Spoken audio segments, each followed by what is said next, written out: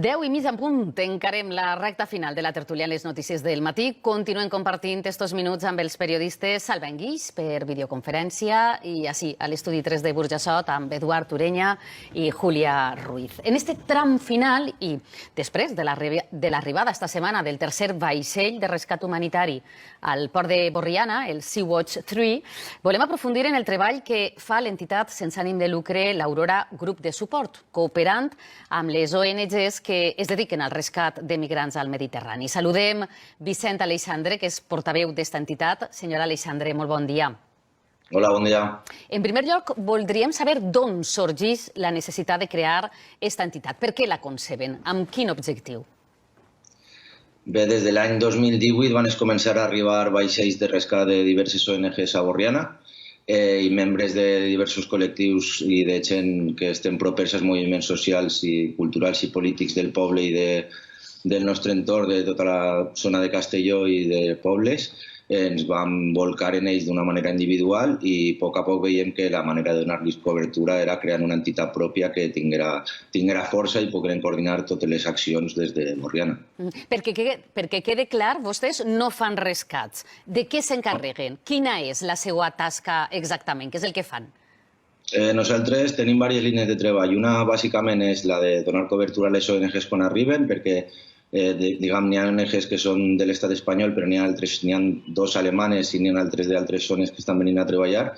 I el que fem és primer fer d'anfitrions amb ells, presentar-los el poble, veure les necessitats que tenen, ajudar-los en el tema d'allotjaments, presentar-los proveïdors i fer contactes en les institucions que necessiten o en tot tipus d'entitats públiques o privades. Senyora Aleixandre, podríem dir que vostès volen que Borriana es convertisca en un port solidari? No és una decisió que es gan per nosaltres, però una vegada veiem que els vaixells van a vindre així, que les ONGs tenen com a punt de referència per les seues accions i reparacions i tot tipus d'actuacions sobre els vaixells, Borriana ens envolca d'una manera directa en que això siga un port on ens sentim còmodes i les seues missions puguen eixir el més pront possible. El Sea-Watch 3, que ha arribat aquesta mateixa setmana, si no m'equivoco, dimarts o dimecres, és un vaixell imponent, crida molt l'atenció per les dimensions que té. D'on venia? Ve d'Itàlia de fer l'últim rescat. Ha fet el rescat i ve a Borriana per a fer reparacions i ficar el vaixell a punt per a la propera missió. I quantes persones hi ha ara mateix al vaixell? Ara, més o menys, en tripulació n'hi ha unes 20 persones i després n'hi ha voluntaris i altres professionals o treballadors de les ONGs que van entrant i així. Venen d'Alemanya, per exemple, de Sea-Watch 3, i van i venen unes 20 i alguna persones tenim d'aquest vaixell. Després tenim l'Alan Kurdi, que és d'una altra ONG que se diu CIEI, que també és alemana, i després tenim ara mateixa el Louis Michel, que és una entitat autònoma, que és una tripulació que està bàsicament formada per dones, per activistes dones. En el cas del Sea-Watch, les autoritats italianes el van bloquejar durant uns dies. Quines són les conseqüències d'aquests bloquejos?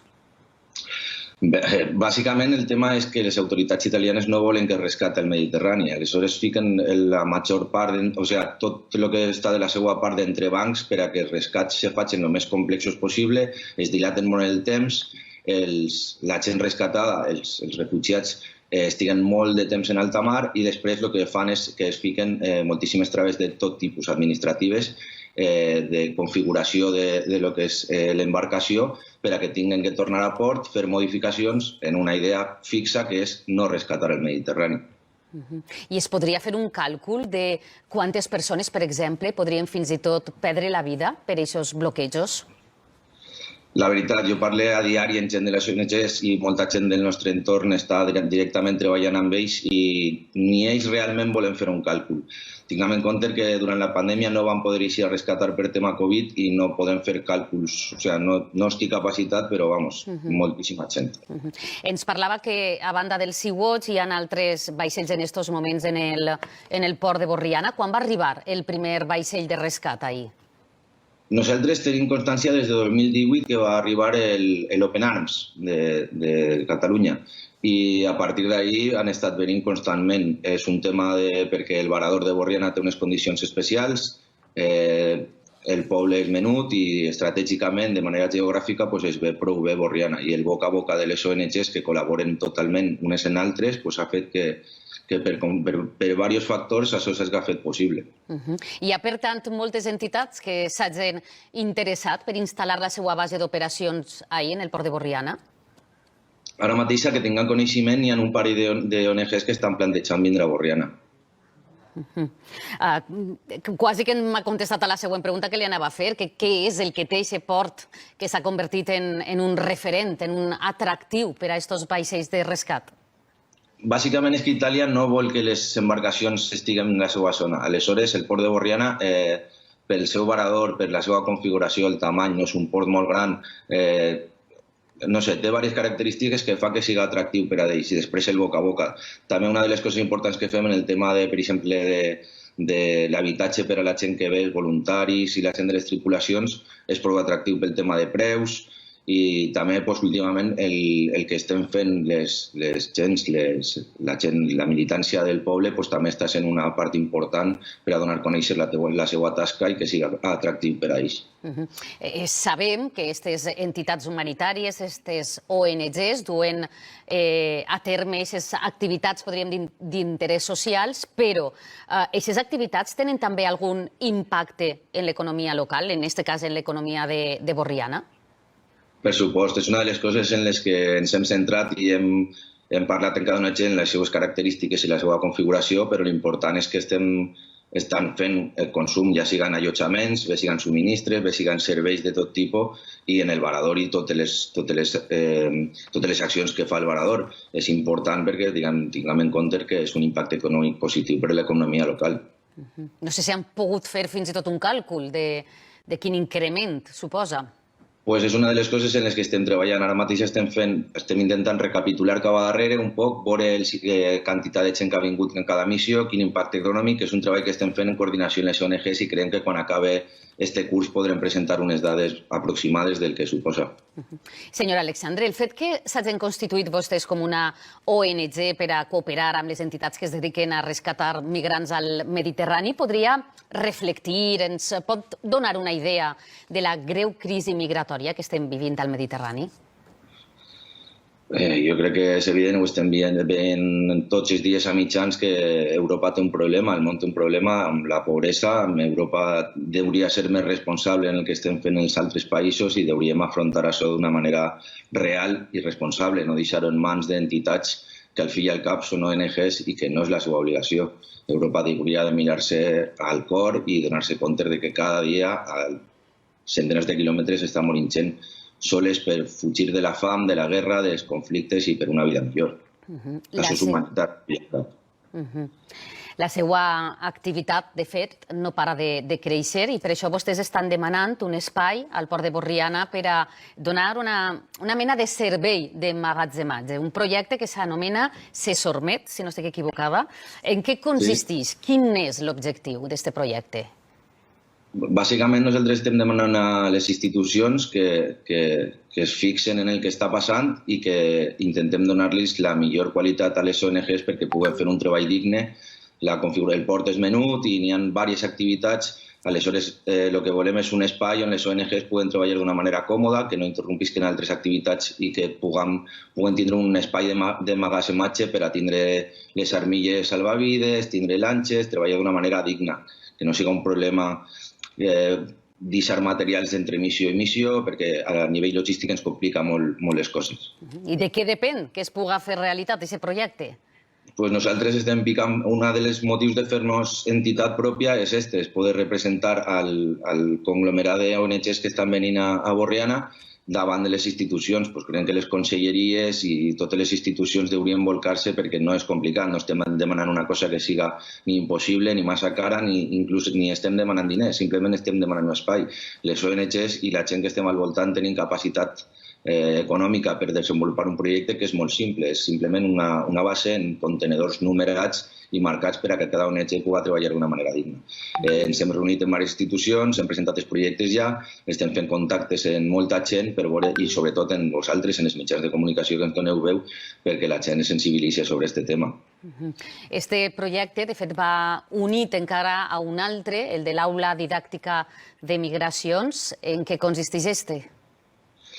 Pues este el veiem molt important perquè creiem que sobretot hi ha que fer consciència en la gent jove i en la població en general de què suposa ser migrant, què suposa que te rescaten al Mediterrani, què suposa deixar la teua vida en un cara o creu per la teua vida o la mort i què podem fer com a societat i sobretot explicar la missió de les ONGs. Per desgràcia ens trobem molt d'assetjament en xarxes socials sobre la nostra feina i molta desinformació desinteressada, tristament en aporofòbia i en matisos molt racistes, la veritat, i creiem que és molt important donar a conèixer el que estan fent les entitats i com la població civil s'ha d'empoderar i lluitar i pressionar a les institucions perquè es donen compte de que això és molt important. Al final és que són vides.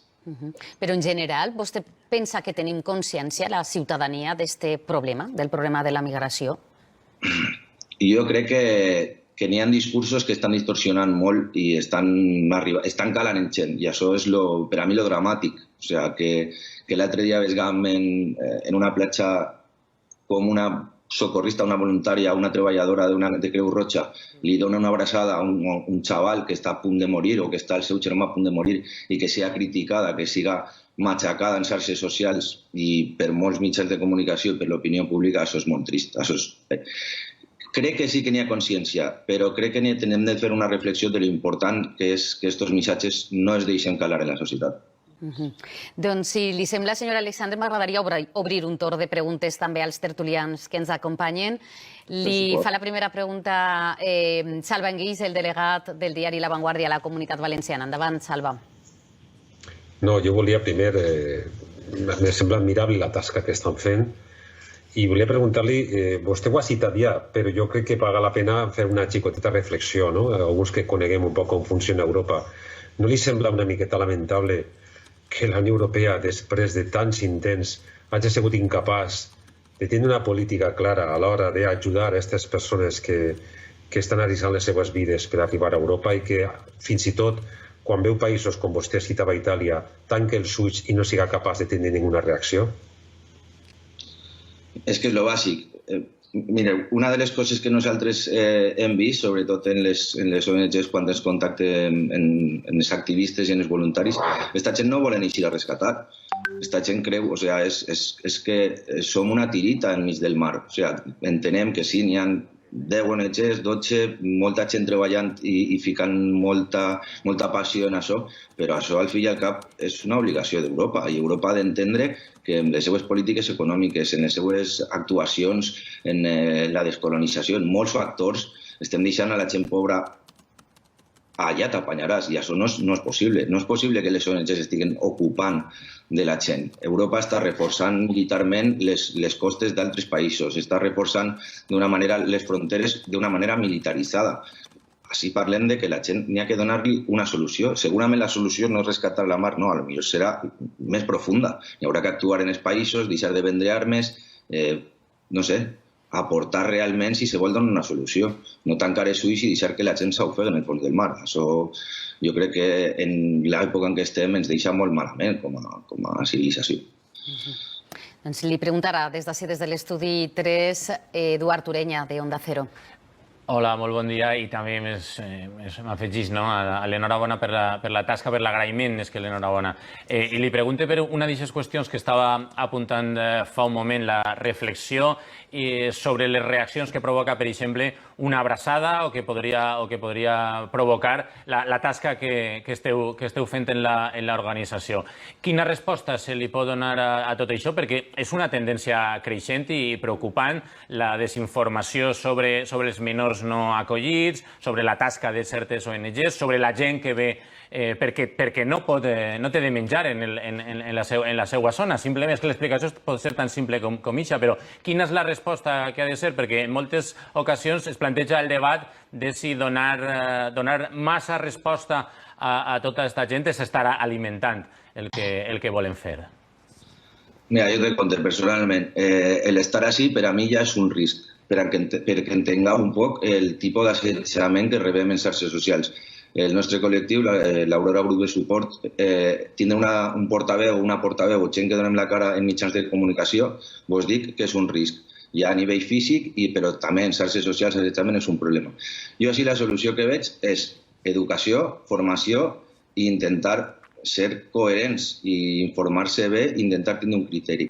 Molta gent ens diu, com podem col·laborar amb vosaltres? Ara mateix la gent que estem treballant, jo crec que estem treballant a diari, intentant estructurar tot el voluntariat, també tenim un problema amb la Covid, però crec que una manera fonamental de col·laborar i de combatre tot això és formar-se i ser militant en xarxes socials, en la cafeteria, en els teus companys, en ta mare el dia de la paella, no sé, vull dir, no podem deixar els discursos. I per combatre aquests discursos, en veritat, són supersimplistes i en realitat són molt basts i no tenen massa sentit. Hem de ser conscients que la militància està en formar-se i combatre-los.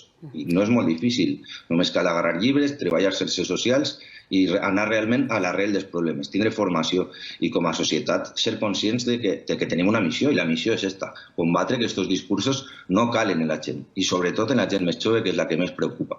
D'ahir, precisament, volia incidir en la importància d'eixa aula didàctica que vostès volen posar en marxa. No sé si fins i tot ja està en marxa en alguns col·legis per formar eixa població més jove a la qual vostè al·ludia.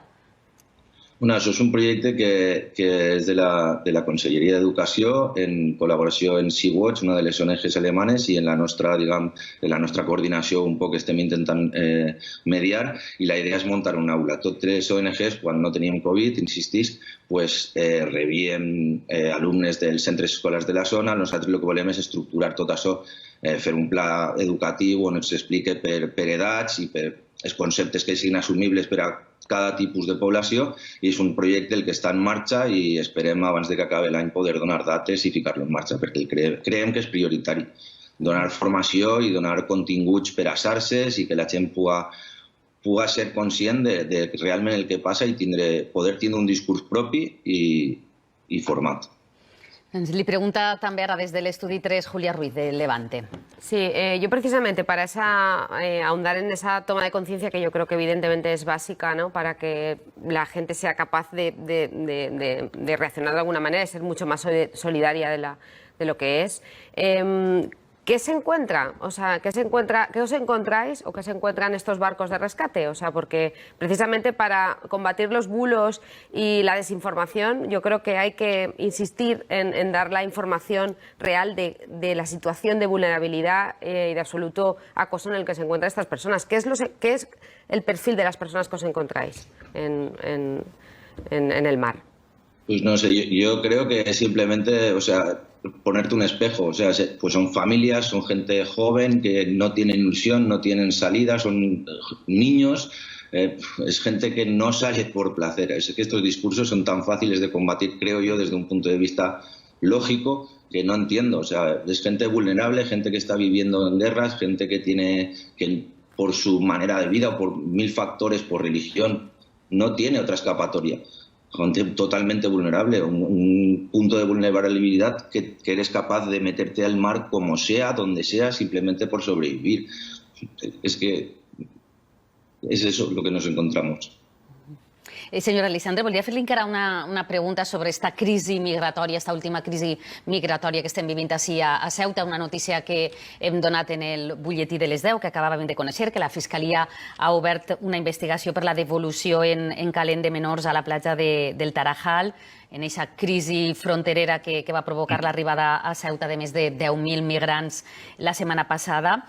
Unes investigacions que s'obriran a partir d'una denúncia que ha fet una ONG que alertava que durant els dies en què es va produir aquesta entrada massiva de migrants, les autoritats espanyoles van rebutjar en la frontera a menors que havien arribat a aquesta platja nedant.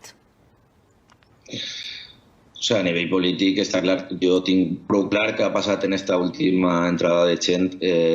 Crec que si hi ha una denúncia, les lleis que ens emparen així a tots estan per a complir-se i si n'hi ha que fer una investigació s'ha de fer i és molt important el tema dels menors, igual que qualsevol persona vulnerable.